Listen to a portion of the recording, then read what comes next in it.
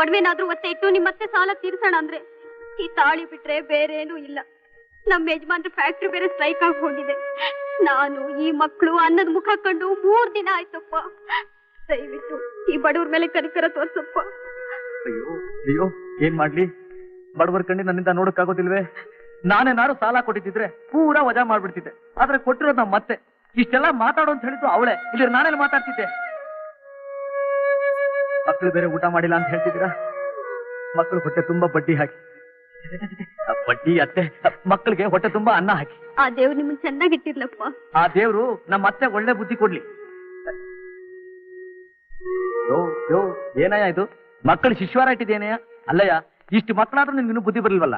ಏನೋ ತಪ್ಪು ಮಾಡ್ಬಿಟ್ಟೆ, ಈಗ ಬುದ್ಧಿ ಬಂತು. ಈಗ ಬುದ್ಧಿ ಬಂದ್ರೆ ಏನ್ ಪ್ರಯೋಜನ? ರೈಲ್ ಹೋದ್ಮೇಲೆ ಟಿಕೆಟ್ ತಗೊಂಡಂಗಾಯ್ತು. ತಗೋ, ಇನ್ಮೇಲಾರು ಹುಷಾರಾಗಿರು. ನಾನು ಯೂಸ್ ಮಾಡ್ಬೇಕು ಅಂತ ಇಟ್ಟಿತ್ತು.